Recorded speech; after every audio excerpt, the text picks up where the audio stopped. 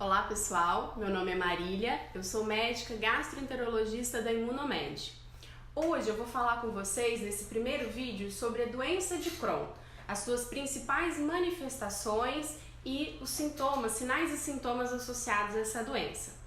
A doença de Crohn, ela é uma doença inflamatória intestinal.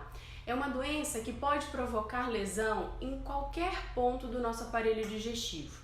Classicamente, nós dizemos que essa doença pode provocar lesões desde a boca até o ânus. É uma doença que provoca lesões de forma descontínua. O que eu quero dizer com isso? Vamos pensar no intestino. Essa doença, ela provoca lesões numa determinada área do intestino, poupa uma determinada porção e a seguir ela faz novamente lesões. Então isso é um desenvolvimento descontínuo. Eu posso ter lesões no cólon, numa porção do cólon, do intestino grosso, ter uma área poupada, saudável de intestino, e no intestino delgado, o intestino fino, novamente ter outras lesões. As lesões da doença de Crohn, elas podem envolver todas as camadas do nosso tubo digestivo, desde a camada mais interna, mais superficial, até as camadas mais profundas. Então, quando ela comete apenas a camada mais superficial, a mucosa intestinal, a gente pode encontrar desde áreas avermelhadas, áreas erodidas, que seriam como arranhaduras na parede intestinal, na mucosa intestinal, até ulcerações, que podem ser superficiais ou ulcerações profundas. Quando essa lesão é muito intensa, ela pode perpetuar por todas as camadas, ou seja, ela pode sair da camada mais interna, mais superficial do intestino e progredir por a camada submucosa, muscular e camada serosa, que é o que reveste a nossa parede intestinal. Quando essa inflamação é dita então transmural, ou seja, quando ela comete todas as paredes intestinais, ela pode provocar duas condições que dão maior gravidade a essa doença, essa apresentação da doença. A primeira delas é a estenose, que nada mais é do que uma redução da luz do intestino. Então vamos pensar no intestino como um cano, uma mangueira. Se eu tenho ali muita inflamação em todas essas camadas, a parede intestinal vai ficar muito inchada e ela vai inchando e esse inchaço por inflamação obstrui essa luz intestinal. Isso acontece quando eu tenho inflamação ativa.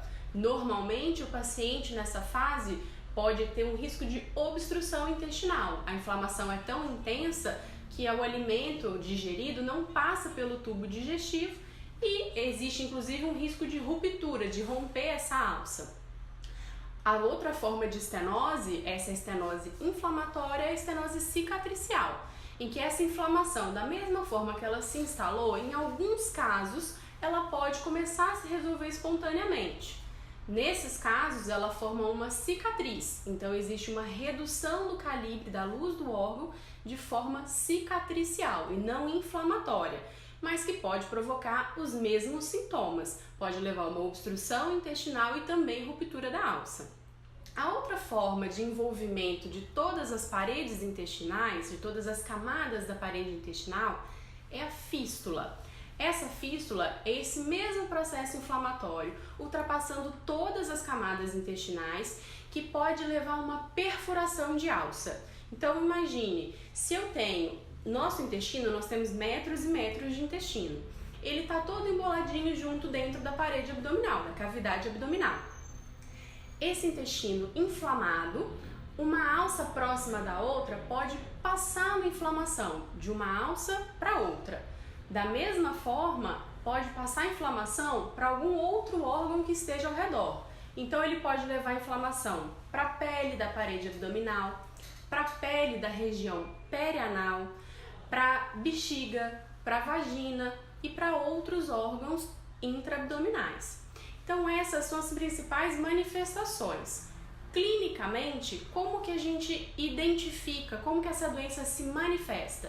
Em sua grande maioria das vezes, o paciente vai apresentar dor abdominal, diarreia, que pode estar presente ou não e pode assumir características distintas, evacuação com muco ou com sangue, emagrecimento e laboratorialmente a gente pode identificar desabsorção de vitaminas, anemia, perdas de sais minerais, vitaminas e proteínas, que muitas vezes se manifestam por fadiga, um cansaço extremo, inchaço nas pernas, inchaço no corpo, uma perda de apetite, dentre outros sinais, outros sintomas que sempre devem ser relatados para o seu médico. Bom, nesse vídeo nós falamos sobre as principais manifestações da doença e os sinais e sintomas associados. No próximo vídeo nós vamos falar sobre o diagnóstico e tratamento da doença de Crohn. Até breve!